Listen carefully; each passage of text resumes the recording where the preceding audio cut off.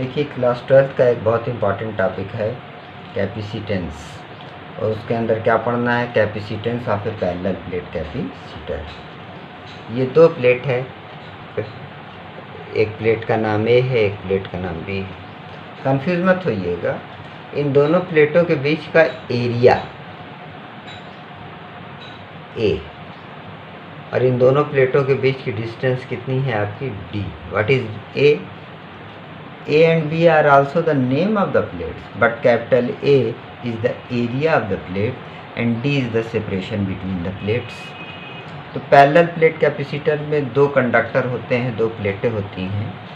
पहली वाली प्लेट को पॉजिटिव चार्ज दिया जाता है, दूसरी वाली प्लेट पर इंडक्शन की वजह से निगेटिव चार्ज डिवेलप हो जाता है, और दूसरी वाली प्लेट का कनेक्शन हम लोग अर्थ से कर देते हैं। जैसे ही अर्थ से करते हैं, यहाँ से इलेक्ट्रॉन निकलता है और यहाँ पर जो बाहर पॉजिटिव चार्ज रहता है इसको न्यूट्रलाइज कर देता है। इस पूरे अरेंजमेंट को पैरेलल प्लेट कैपेसिटर कहते हैं। मान लीजिए इन दोनों प्लेटों के बीच एयर और वैक्यूम है, तो इसके ऊपर कुछ चार्ज की डेंसिटी होगी।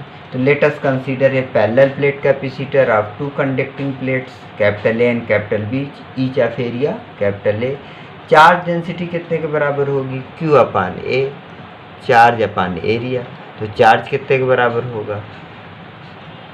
चार्ज डेंसिटी क्या होगी? Sigma is equal to Q upon A. तो Q बराबर हो जाएगा सिग्मा इंटू ए।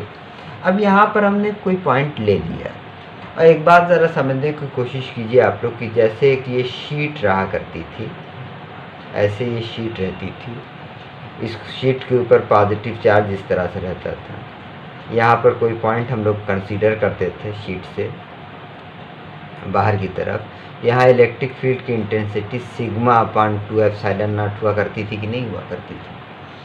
तो जाहिर सी बात है कि मान लीजिए ये दो शीट है, और आपको मालूम होगा कि पॉजिटिव चार्ज से इलेक्ट्रिक फील्ड की इंटेंसिटी बाहर की तरफ होती है, और निगेटिव चार्ज से इलेक्ट्रिक फील्ड की इंटेंसिटी अंदर की तरफ होती है। तो इस पी पॉइंट पर दो इलेक्ट्रिक फील्ड होगी, एक पॉजिटिव चार्ज की वजह से बाहर की तरफ होगी और निगेटिव चार्ज की वजह से इलेक्ट्रिक फील्ड की इंटेंसिटी अंदर की तरफ होगी। और इन दोनों इंटेंसिटियों की डायरेक्शन सेम डायरेक्शन में है। अगर पी पॉइंट पर नेट इंटेंसिटी हम लोग ई कैलकुलेट करना चाहें तो E is equal to E1 plus E2, where E1 stand for intensity at point P due to plate A which is having positive charge, and E2 is the intensity of electric field at point P due to charge at plate B, that is negative charge. तो E is equal to E1 plus E2। ये दोनों sheet की तरह behave करेगा। एक sheet ये हो गई, इसके ऊपर चार्ज कितना है आपका? इसके ऊपर चार्ज है आपका sigma upon 2 epsilon not, sigma upon 2 epsilon not add हो गया, सिग्मा अपान क्या हो गया? Epsilon not.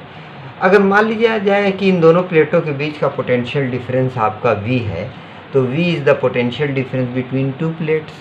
तो आप लोग को पहले चैप्टर में पढ़ाया गया होगा इलेक्ट्रिक फील्ड की इंटेंसिटी, पोटेंशियल डिफरेंस और क्या डिस्टेंस के बीच, जिसका नाम हम लोगों ने पढ़ा था पोटेंशियल ग्रेडियंट, एक वर्ड इस्तेमाल हुआ था। तो E is equal to V upon D. E stand for intensity of electric field, V stand for potential difference, and D is the separation between these two plates. इसको equation number कौन सा मान ले रहे हैं?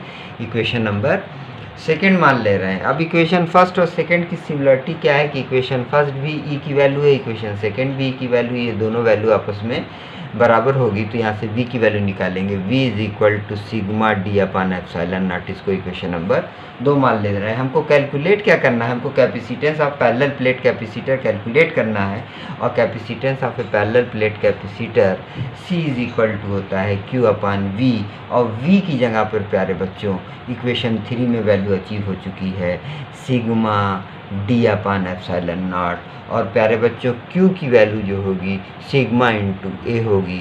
तो Q की जगह हम लोग क्या लिख सकते हैं? सिग्मा इंटू ए लिख सकते हैं। एप्सिलॉन नॉट नीचे से ऊपर चला गया। अब फार्मूला क्या होगा? C is equal to A epsilon naught D. अमूमन इन दोनों प्लेटों के बीच में कोई डाई इलेक्ट्रिक मीडियम भर देते हैं। तो एक पे पॉजिटिव चार्ज है, एक के ऊपर निगेटिव चार्ज है। हम लोग को डर है कि कहीं ये दोनों प्लेटें एक दूसरे से चिपक ना जाए, तो माइका या कागज़ दोनों के बीच में भर देते हैं। तो ये एक ऐसा सब्सटेंस है जिसका कुछ ना कुछ डाइलेक्ट्रिक कांस्टेंट होता है। मान लीजिए एयर और वैक्यूम ना हो करके कोई एक ऐसा मटेरियल इन दोनों प्लेटों के बीच में भरा हुआ हो जिसका डाइलेक्ट्रिक कांस्टेंट के हो, तो उस कैपेसिटेंस निकालने के लिए इस फार्मूला होगा Cm is equal to AK epsilon naught upon D। ये फार्मूले में फ़र्क आ जाएगा।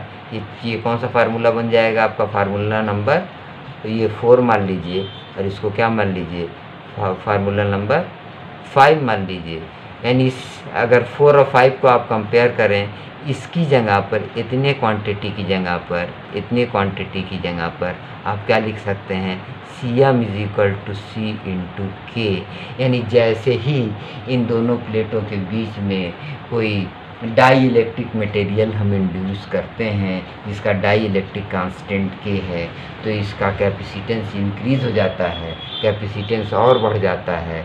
तो कैपेसिटेंस बढ़ाने का एक तरीका और भी है। What is Cm? Cm is the capacitance of the parallel plate capacitor when a dielectric material is introduced between them, and C is the capacitance of the parallel plate capacitor when the medium between the plates is air or vacuum, and K is dielectric constant.